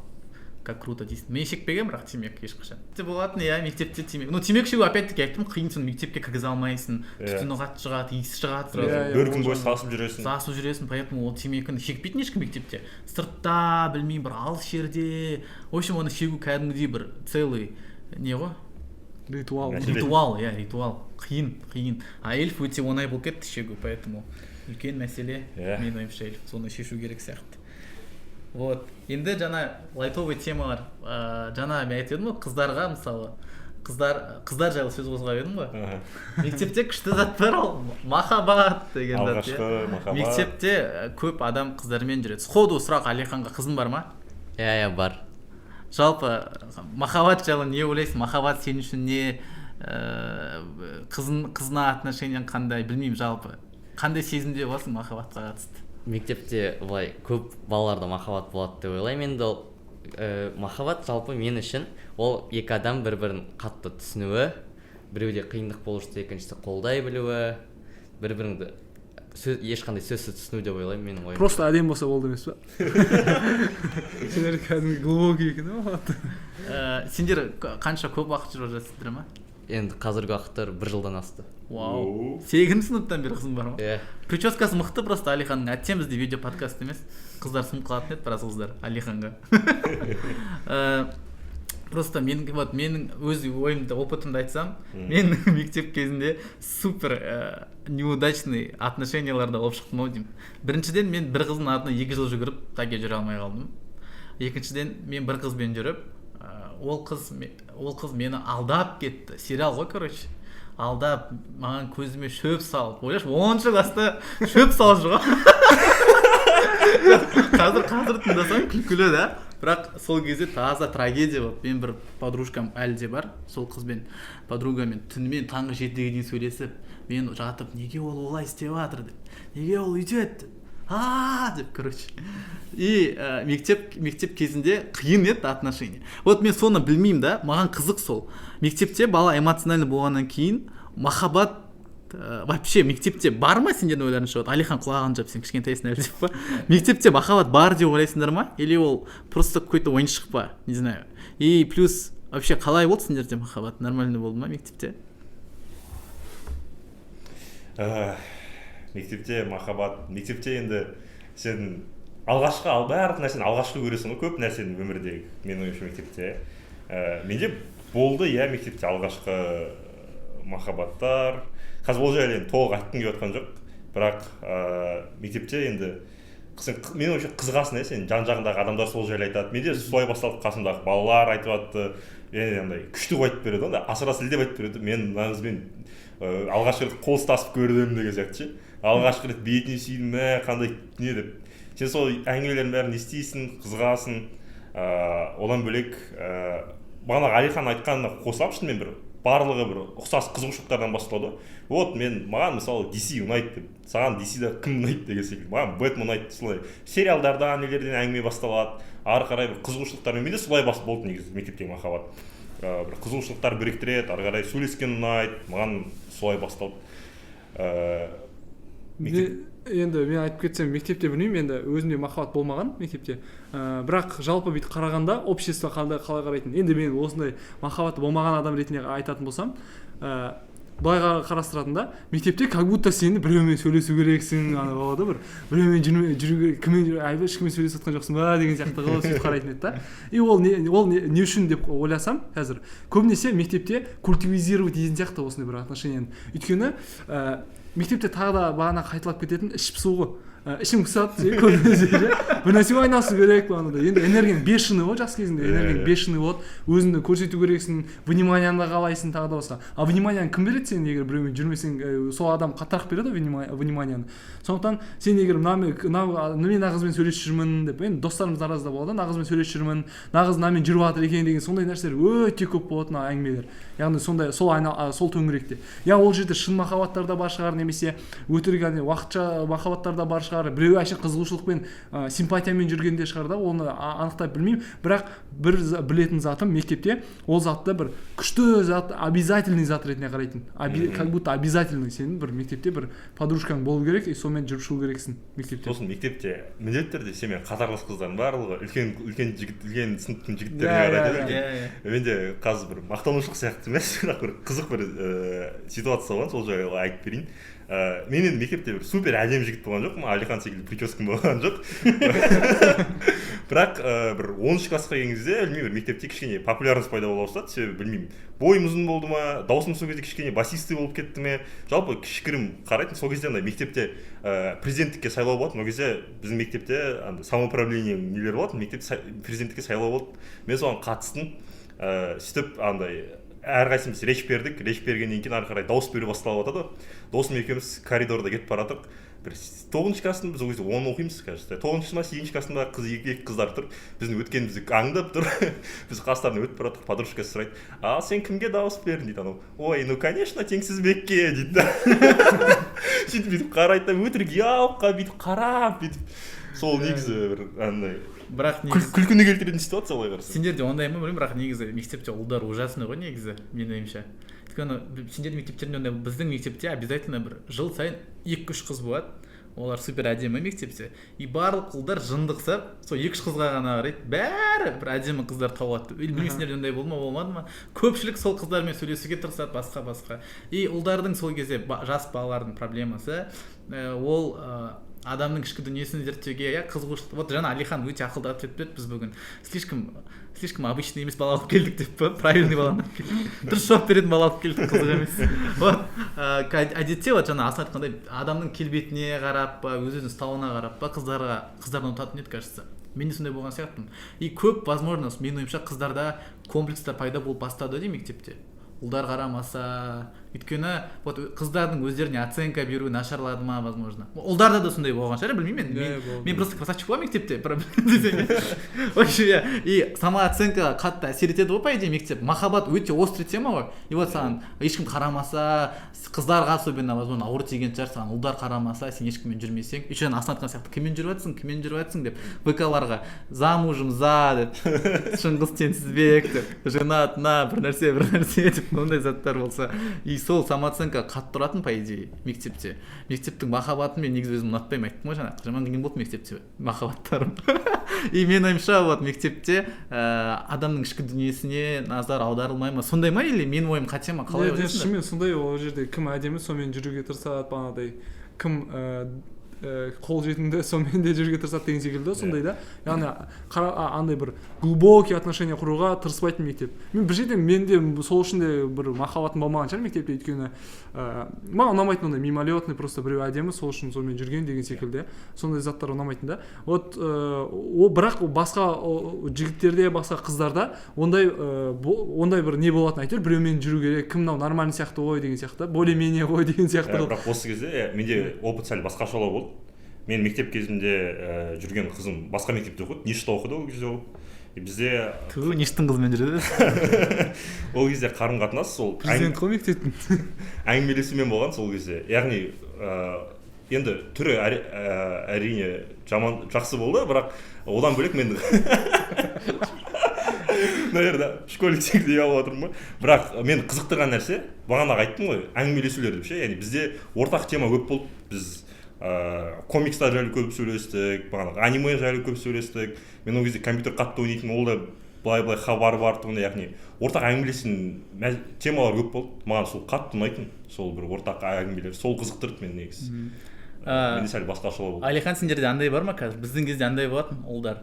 Мен уже бір 6 қызбен жүріп тастадым деп, сенші деп, мен бір 5 қызбен жүрдім. Қыздарда да по идее ол тоже типа 4-5 жігітпен жүрген, короче. Күшті, круто деп көрінеді да, ешкім жаңағы шынайы махаббатқа стремиться етпейді да. И негізі вот сен бір жыл жүріп тастадың, красавчик. Бақытты болыңдар. Вот андай көп жүруге жаңағы Аслан сияқты деген адамдар аз ғой негізі. Жүре бересің, әйтеуір қыздармен жүріп, мынамен жүрген. Еще андай ғой, мынандай да болатын бізде, ВК-да жүресің ба деп, давай дейді да. По сути жүрмейсіңдер. Бірақ главное отношениедасыңдар. Главное қызың бар. Просто галочка бар. Біреу тұрып сұрақ қойса қызың бар ма? Ана жақта жүрген ана қыз ғой деп. Ана қыз, мен жігітім, бірақ вообще араласпайсыңдар особо. Привет, вообще былай ғой. Привет, я тебя люблю, я тебя тоже. Вообще басқа әңгіме жоқ. Когда сөйлесет, ана мектепке келгенде вообще бір-бірімен көңіл өткізе салады. Да. И главное даже бір-бірін іздемейді ғой, типа андай. Просто тупо өтірік. Вот сондай заттар қазір бар ма? Мен ойлаймын, көп мысалы біздің достарымыздың арамызда да кімнің қызы бар, соның бүкілі келеді сол вниманияның ортасында болады, бүкіл ұлдар саған қалай күшті деп сондай ойлар болады да. Бүкіл өздерінің әлі махаббаттарын былай нелерін жақсы көретін адамды кездестірмесе де бүкілінде күшті ой қалыптасқан. Қызбен жүрсең сенде бүкіл өміріңде күшті, қызбен жүрмесең сенде точно барлығы жаман деп ойлайды да. Сол үшін қызбен жүрген бір белгілі количествосы значение имеет ете ма, яғни қанша қызбен жүрген? Мысалы мен 3 қызым бар, сен мысалы бір-ақ қызың болған деген сияқты ондай бола ма? Енді менің достарымның ортасында ондай қатты айтпайды, себебі бізде әрқайсымыз ондай көп қыз болды деп айта алмаймын. Бірақ басқа орталарда бар шығар ондай қыздармен санасу деген, менде 2 қыз, сенде 3 қыз деген сияқты. Енді тағы бір қызық нәрсе, вот біз оқу бітірдік қой. Оқу бітіргеннен кейін, мектеп бітіргеннен кейін мектеп системасы өзгерді. Кім өзгерткенін білмеймін, если честно. Бірақ қазір 5, 4, 3, 2 деген баға жоқ. Қазір дневниктер, күнделіктер электронный. Қазір БЖБ, ТЖБ деген заттар бар. Ол заттар бізде болмаған. Мүлдем хабарым жоқ. Бізде бақылау жұмысы, ертең бақылау жұмысы дайындап келіңдер деп. Қос парақтарыңды ашыңдар деп. Вот, осы жерде Алихан, сендердің қазіргі, сен 5-4 деген бағалар алып бердің жалпы, ондай болған, иә? То есть сен примерно 2 системаның айырмашылығы жайлы айтып бере аласың ба? Қайсысы күштірек, саған қайсысы көбірек ұнайды? Мен негізі байқауымша көбіне осы қазіргі система ұнайды, бірақ мен мүлдем қазіргі системаны қолдамаймын. Себебі бұл жерде андайда сен күнделікті бағаларың жай ғана былай жай әсер етеді, ал андай БЖБ, ТЖБ кезінде кім жақсырақ көшіреді немесе кім жақсырақ сол кезде бір выход тауып кетеді деген секілді де. Ал оған дейін сен күнделікті бағаларын кәдімгі мұғалім қойып отыратындай и более объективно болады деп ойлаймын сол. То есть БЖБ-ның әсері жоғары ма сонда 90-дық бағана? Қазір БЖБ-ның әсері сенің 50% бағаң ТЖБ-ға байланысты және 25% бағаң БЖБ-ға байланысты. Екеуі, біреу 90-дық, біреу бөлім бойынша. Екеуін қосқанда сен 75% бағаң сол жаңа жазғаның бойынша ғана есептеледі де. Маған сол ұнамайды. То есть рандом бар, иә, негізі? Бар. А по-моему біздің кезде, мен қателеспесем түзетерсіңдер, по-моему сенде бағалар болады 5-4 условно. И сен бағалау жұмысынан тағы бір 5 аласың, ол просто очередной баға, иә, типа, сондай ма? Сол система күштірек деп ойлаймын. Еще бізде былай болатын. Мысалы мен өзім алтын белгі бітіріп сондай жақсы оқыдым ғой. Сол кезде мен бірақ диктантты өте нашар жазатын. Диктант десе әйтеуір қате жіберетін, пунктуацияны қоя алмайтын. Әлі де содан страдать етемін да, почеркім де нашар. Сөйтті апайлар кейде 3 қойып тастайтын. И келеді маған ұрсатын, не мынау, 5-ге оқып шағып жүрсің, анау дейді да. Бірақ журналға қарасаң 5 қойып қояды. То есть оны өзгертуге возможность бар да, анау нені диктантты. Или басынан жазады да, сөйтіп барып 5 қылып алатын әйтеуір. Короче, сөйтіп өзгертуге мүмкіндік болатын. Қазір өзгерте ала ма бағаны олайша? Или ТЖБ, БЖБ деген автоматизированный зат па? Негізі автоматизированный деп айтылады, бірақ егер де міндетті түрде бір өзгерту керек бола, мысалы 5-ке шығып осыған дейін 5-ке немесе 4-ке шығып осы кезде 3 алып қалса, оны былай өзгертуге болады. Вот жаңағы Асланның ситуациясын сендер қолдайсыңдар ма? Мысалы баға көтермелеу немесе төмендету деген. Мен по идее қолдаймын. Мен өткенде айттым, баға вообще супер абстрактный, субъективный зат по идее менің ойымша. Бірақ осындай мысалы Аслан мықты оқыса, наверное, сондай болған шығар психологиясы. Ол 5-ке тырысқан шығар, мен білмеймін Асланды, бірақ 5-ке тырысу мүмкін еді, и оны мысалы 4 шығарып жүрсе, бір 3-ке шығарып жүрсе, ол уже может сөніп қалатын еді оның желаниесі оқуға возможно.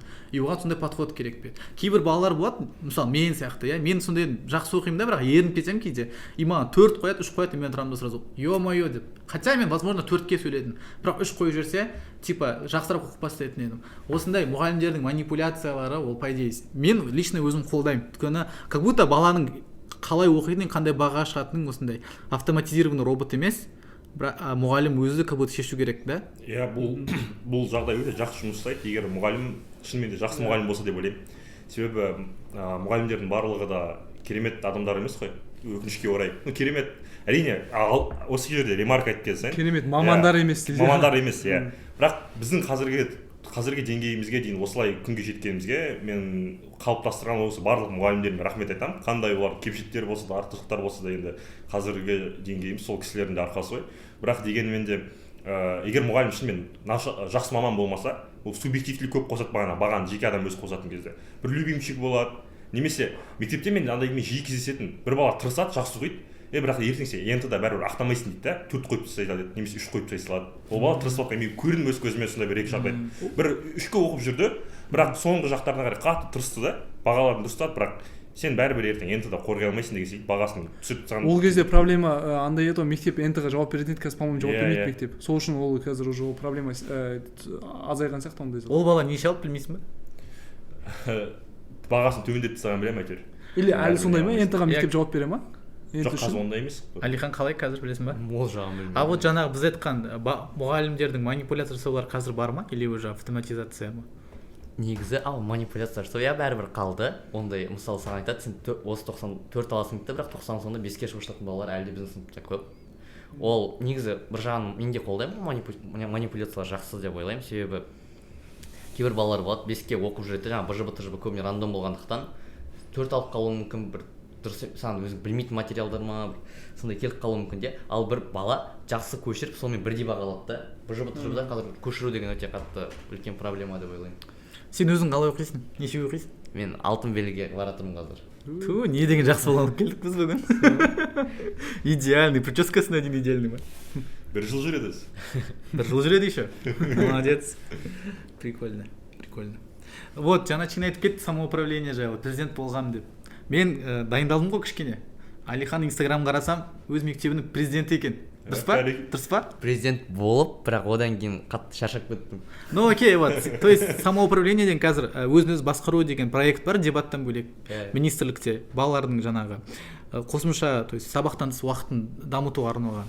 Вот осы өзін-өзі басқару проект жайлы, осы проект жайлы айтып берші, не ол қалай жұмыс істейді, сен президент болып не істедің мектепте, оған көз қарасың қандай жалпы? Жалпы біздің мектепте қазір өзін-өзі басқару деген ұйым бар, мен онда мүшесімін, бірақ мен қазір дебат жағынан мүшесімін де. Ол жерде кәдімгі активистер болады, олар мектепке келеді, бір мысалы мектепке бір шаралар болатын болса, солар өткізу, соларға мысалы міндеттеледі де, олар келеді, мұғалімдерге көмектеседі и бірге сондай шаралар ұйымдастырады. Ол білмеймін қаншалықты дұрыс екенін, бірақ егер де балалар өздері активист болып соны қалап тұратын болса, дұрыс деп ойлаймын, себебі олар өздерін қоғамда қалыптастыруды солай үйренеді. Бірақ онда андайда қинамайды баланы, міндетті түрде істеу керексің деп, кім істегісі келеді, солар активист болып істейді. Сондықтан дұрыс деп ойлаймын. Нақты бір пошаговый кейс алып бере аласың ба? Бір мероприятияны қалай сендер ұйымдастырдыңдар мұғаліммен бірге? Есіңде бар ма? Мен өзім есімде бар, бір концерт ұйымдастыру керек болдық. Не болды, бір мереке болған әйтеуір, ұмытып қалдым біраз уақыт бұрын. Сол кезде біздің негізгі мақсатымыз ол нені әзірлеу болып үшін, получается, актив залдың үшін жасау керек болдық.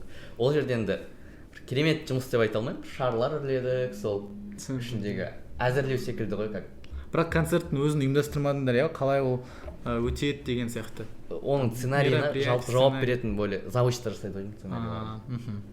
А сендерде сен мысалы президент бар и бірнеше фракциялар бар ма сонда? Дебаттық деген, сен типа условный премьер-министрсің ба? Министр дебаттықсың ба типа? Мен дебаттың президенті бізде басқа, бірақ мен солай айтылады, бірақ мен әлі өкінішке орай нелерін көрмедім, ешқандай сен дебаттың президенті осындай заттар істейді деген сияқты. Қаншалықты жұмыс істеп жатыр мектепте самоуправление?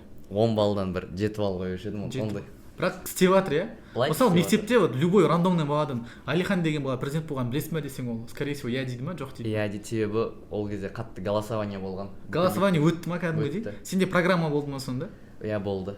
Не бар ол программада? Менің негізгі нелерім андай болды. Мен андай невозможно заттарды айтпадым, более жасауға болатын. Біздің мектептің негізгі проблемасы, біздің мектепте 4000-нан астам бала оқиды. Сосын әр қоңырау сайын өте қатты кептелістер болады, бір-біріне соғылады, бір-бірін басып кете жаздайды балалар. Менің негізгі мақсатым андай болды. Бізде ол былай ойласақ, оңай затта әркім оң жақпен жүру керек лестницада. Бірақ біздің мектепте ондай қатты сақталмайды да, бір-біріне соқтықса береді, біреу бүйтіп келіп бір-біріне қарама-қарсы соғылады. Менің нем стикерлар орнату болды мектептің ішінде, андай жолдарды дұрыстау, как лестницада енді адамдар только оң жақпен жүретін болады, сол арқылы пробкалар азайып барлық уақытын үнемдеу болды. Сонымен қатты соны дәлелдеуге тырыстым. Сол жақсы екен қоңырауларды. По идее прикольно, президенттік программа деген. Мини-мемлекеттің басшысына проблемаларын. Бір проблема тауып аласың, соны шешесің еще. Еще оны жүргізесің одан кейін. Қазіргі уақытта жоқ, шешілмеді, оны өте қиын екен шешу. Неге шеше алмай қалдың? Оны қаржыландыру керек қой біреу. Альтернатива білесің ба қандай? Сендерде жоқ болғандай, бізде кезекшілер тұратын қоңыраудан кейін. Неде тұрмай ма? Кезекшілер мұғалімдер ме, балалар ма? Жоқ, балалар лестницалар бар ғой, 4 этаж мысалы бізде болды да. Қоңырау кезінде кезекшілер шығады да, бір сынып, мысалы бірінші апта мысалы А, екінші апта Б, үшінші апта В мысалы. И А сыныбы болады бірінші апта. И понедельник мысалы сабақ бітеді ғой, бәрі жүгіріп барып лестницаға тұрады да, оң жақпен деп сөйлеп тұратын. Жүгірмейді еще. Жүгірмейді, Бізде сөйтіп шешсең болады. Ондай қазір жоқ екен. Немесе анау стикерлер қою керек дедің ғой, прям қатты үлкен қаражат па? Стикерлер керек. Ол андай да жоқ, қаражат емес, просто андай мотивацияң болып тұрса да қолдау болмағаннан кейін ба, бір өзің істеуге, мен білмеймін, менің өз басым президент болған кезде менің жеке командам болды, мен ұйымдастыра алмадым ба команданы, бір қолдау көрмегеннен кейін жалғыз өзім сразу өшіп қалдым ғой. То есть мектеп андай поддержка, то есть мектепке барып, мысалы директорге барып бюджет деп айта алмайсың, Жоқ, айта алмаймын. бірақ қазір білмеймін, қазір бәлкім өзгеруі мүмкін, мен өзім үшін айтып жатырмын да, ол кезде мен айта алмадым. Оны кішкене показушный зат деп айта аласың ба, или шынымен бір әсері бар ма? 50-де деп ойлаймын, әсері бар, бірақ айтылғандай өте қатты үлкен емес. А кім сіздермен жұмыс жасайды мұғалімдер тарапынан, вот самоуправлениеге жауапты? Олар завуч па или завучтар тәрбие. Қызық. Тағы бір зат бар, біз қанша уақыт сөйлесіп жатқанымызды білмеймін, көп болып жатыр ма? Ол қазір жаңа министр инициативасы ғой деймін, мен қарағам. Мектептегі формаларды Советский Союздан келе жатқан, бірдей формаларды қазір алып тастап жеңілдеткен вроде. Кофта киіп баруға болады, ол рас па? Біздің мектебімізде кофта дегенде андай да, тек темно-синий көк түсті кофта кие аласың и қара кофта кие аласың. Ал егер де мысалы ол бір ақ түсті бір ашық түстер болса, әлі киюге болмайды. Кроссовкамен бара алмайсың мектепке. Кроссовкамен бара аласың. Бара аласың ба? Басқа аяқ киімге ондай ешқандай нелер қойылмаған. Біздің кезімізде де бара алатын еді ғой. Бізде болмайтын негізі. Болмайтын еді. Бізде костюмчалармен кета киіп алып келе беретін. Бізде 11-ші класста қыздар ақ қандай не киетін? Андай, не дейді оны? Сарафан, андай фильмдерде көресіңдер, бантик таққызады. Сондай болатын бізде. Сендердің мектептерің шынымен жақсы екен, біздің мектепте де қарамайтын ғой, жүре беретін балдар. Кедімен кроссовкамен жүре беретін. Менің темаларым андай болмай қалды кішкене. Просто мен айтайын деген нәрсем сол, менің білуімше мен қателесуім мүмкін, сөйтесіңдер, мектеп формасын енгізген Советский Союз кезінен енгізілген зат. Кеңес одағынан. Солай ма, солай емес па? Білмейміз, компетенция жоқ, бірақ примерно біреулер енгізді, примерно кеңес одағы. Точный себеп нақты, мен сенімдімін, вроде солай. Ол барлық балалар бірдей киімде болу үшін, ешкімнен отличаться етпеу үшін, біреуі күштірек киім, біреуі нашарақ киім кимеу үшін, И плюс дисциплина шығар, возможно, дисциплинаға үйрету. Вот қазір свободный жаңа еркін киімге көшу, кроссовки кию, басқа сол заттар керек па, жақсы ма, вообще қалай ойлайсыңдар? Қалай қаншалықты ол балаларға әсер етеді осы мектеп формасы деген? Өзім мен мысалы жеке жек көретін мектеп формасын. Күнде вешалкаға нені шалбарды салу бүйтіп аккуратно түзеп бүйтіп бүктеу мен үшін жаман проблема еді. Таңертең жарты сағат киінесің, маған ұнамайды еді мысалы мектеп формасы. Мектеп формасы білмеймін, ұнайтын адам бар ма мектеп формасын киіп бүйтіп, маған ұнамайды. Алихан, саған ұнай ма? Жоқ, ұнамайды. Вот сендерде мысалы мектеп формасы қазір, допустим, кофта бір нәрсе кигеннен балалардың әлеуметтік жағдайлардың ерекшелігі сезіледі ма, сезілмейді ма?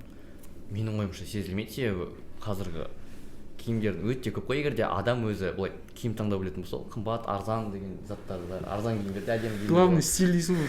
Стиль ғой. Главный стиль болса. Главное, шашыңды бұйра алып қойсаң дейді. Біз Алиханды пульт етіп жатқан жоқпыз, ренжіп жатқан жоқсың ба? Негізі мен мақтадым, прическаң күшті. Маған күшті. Өзіңіз сондай прическа болмаған көре алмаймын, бәріміз приколстап тиісіп. Біздікі сол кішкене оңға қайра салсын жүре бересің. Сөйтіп жүреміз мәз болып. Негізі мектеп формасы дегенде бір қаншалықты пайдасы несі бар екен білмеймін өз басымда. Бірақ егер еркін форма қылатын болса, біреуге мектеп формасы ұнайды деп есептесек, ол еркін жағдайда да сол форманы киіп жүре бере алады мысалы үшін. Біреуге мысалы рубашка мен шалбар киген ұнайды деп есептейді, классика ұнайды. Егер еркін форма болатын болса, классика киіп жүре бересің ғой, өйткені еркін ғой. Типа барлығын қамтиды еркіндік деген. Ал мына жағдайда ол тек қана бағанадай бірнеше адамдарды ғана қамтиды, бірнеше адамдарға неудобно, сондай сияқты. Бірақ бір жетінен нені ескеру керек, белгілі бір ограничениялар болу керек сияқты бәрібір. Мысалы нарядный слишком зат киіп келмеу керек, немесе слишком қысқа ұзын деген сияқты заттар киіп келмеу керек деген сияқты болады бір ограничениялар киімге байланысты. Вот осындай сияқты заттар болу керек секілді оған қарағанда да. Мысалы біреулер айтады футболка ыңғайлы дейді, мысалы біреуге футболкамен қарапайым шалбар, джинсы ыңғайлы болатын болса, жарайды осы футболкамен джинсы рұқсат беруге болатын шығар, бірақ енді қатты алысқа да кетіп қалмау керек сияқты, еркіндік деп. Барыс формасына келуге болмайды мектепке. Мысалы барыстың формасымен білмеймін бір футбольный формамен келіп алып отыруға болмайтын сияқты. Шортимен келіп, ондай сәл бір жеңілдеу болса да қатты жеңілдеп кетпеу керек шығар. Менің негізі дайындап келген темаларым бітті. Алихан, қалай подкаст? Мен ең бірінші сіздер шақырғанда өте қатты қуандым. Қонақ болып келген ең бірінші сіздерге рахмет, шақырғандарыңызға қуаныштымын. Подкаст өте қызықты болды деп ойлаймын. Мен өз ойымша барлық қызықты ақпараттарды барлығымен бөлісіп осылай. Маған өзім үшін қатты қызықты болды. Алиханның только тым жақсы бала болған күткіне қызық емес деп. Дұрыс, осындай адамдар көп бола берсін, осындай оқушылар көп болсын бүкіл Қазақстан бойынша. және де саған да үлкен табыстар тілейміз, болашақта жақсы университеттерге түс, жақсы оқу орындарына оқып үлкен азамат бола бер, осындай тілектер тілейміз. Соңғы сұрақ бар, ол Шыңғыс пен Асланға арналған шығар. Мүмкіндік болса қазір сендерге қайтып келуге, мектепке қайтып келетін едіңдер? Қай замандағы мектепке? Вот өзінің бұрынғы мектебіне 10 жыл бойы қайттан өтетін. Мен жоқ, қайтып келмейтін едім, себебі мен мектеп кезім өте скучный болған өзіме. Неге? Себебі бағана айтқандай самореализацияның мүмкіндіктері өте аз болатын. Ограниченный ғана заттар, бағанадай айтатын әңгімең кім-кіммен жүріп жатыр, мынау сабақтан мынандай ма, мынау сабақтан осындай ма деген секілді біреуді мазақтап сондай ғана. Яғни ограниченный болды мүмкіндіктер. Оқисың тек қана болды, басқа ешқандай функцияң жоқ мектепте атқаратын. Қазіргі мектептер жақсы шығар, самоуправление дегендер көбірек жүзеге асып жатқан шығар, дебат ойнауға болатын шығар. Алдыңғы неде выпускта да айтып кеткен ғой, бізде 1 жыл күтесің дебат ойнау үшін дәрежатталған. Или 1 жыл күтесің бір концерт болатындығын, тағы да басқасын, иә. Вот осындай сияқты моменттер болғандықтан маған мектеп скучный болды. Скучный время деп қарайтын. Көбінесе мен телевизор көрумен, интернет шұқылаумен ғана өткен шығар осы мектеп кезеңдерім. Өйткені сол жақта ғана бір реализацияға, өзіңді дамытуға, өзіңде новый заттар алуға мүмкіндік болатын. Мана Discovery Science деген каналда оқып қоясың, Nat Geo Wild деген каналда оқып қоясың. Өзім білмеймін, сондай бір қызығы, әр нәрсеге бір қызыға беретін адам болған шығармын. Көп заттарды білгім келетін. Вот соны маған осындай скучный болғандықтан мен қайтып келгім келмейтін еді. Білімге деген талпынысың мықты болды ма? Білімге деген емес, әлемді тануға шығар. Білім сондайға, яғни просто білсем болды емес, қызық болады просто әлемді тануға. Чина, сенде? Мен бір кішігірім екі ойлы болып тұрмын. Bir жағынан Аслан айтқандардың бәріне келісемін. Біздің мектепте де шынымен адамның өзінің самореализациясына бағанағы нәрселер өте аз болды. Одан бөлек мектеп кезінде уайым көп қой. Саған ентіні уайымдайсың, ертең болашақта кім боламын деп уайымдайсың, ата-анамның үміті не болады деген секілді уайымдар өте көп мектеп кезде. Сол уайымдар, әрине үлкен өмірде де уайымдар көп, бірақ мектеп кезде бір сен білмейсің ғой ары қарай не болатынын. Сол уайымдар, өмір қалай жұмыс жасайтынын білмейсің. Сол уайымдар өте қатты болатын. Яғни негативті моменттер көп, бірақ мектеп кезінің өте жылы кездері өте көп еске түсіріп қарасам. Сол кездегі достар, сол кездегі енді мектеп десем мен бірінші орында сол кезде ойлар есіме түседі. Юношеский максимализмге толып тұрған бүкіл әлем сені ғана күтіп тұрған секілді болып көрінеді. Университетті бітір, мектепті бітір, бүкіл әлем сені күтіп тұр деген сол сезімдер, сол ойлар, сол достармен өткізген кездер, сол кездегі кейде бұрынғы ВКонтактегі достармен перепискалерді оқысам бір өте наивный, бір күлкілі перепискалер, бірақ сол кездер өте жылы болады, бірақ екі ойлы болып тұрмын шынымды айтсам. Bir жағынан қайттым келеді, бір жағынан қайттым келмейді. Менікі де сенікімен ұқсас шығар, менің ойымша сондай сияқты менде де. Бірақ мендегі бір плюс маған жолым болғаны, мен Астананы бітіріп сол жерде қалғаннан кейін мен достарыммен әлі де араласам, жақсы достарыммен мектептегі. Соларға да бір сәлем жолдап қояйын, может қарап жатқан шығар, кім біледі, екінші подкастын бастап қарайтын шығарсыңдар, біріншісін қарамадыңдар ғой деп. Жалпы осы біздің тыңдармандарға, біздің подписчиктерге үлкен рахмет, көбейе берейік. Біздің подкаст өсе берсін. Лайк басыңыздар, бізге қолдау көрсетіңіздер, комментарий жазыңыздар, инстаграмда бізді тегет етіп қосып қойсаңыздар болады. Бізде телеграм каналы бар, оның барлық ссылкалар астында бар. Барлықтарыңызға үлкен рахмет. Біздің подкаст осымен айналды. Мектеп біздің екінші үйіміз.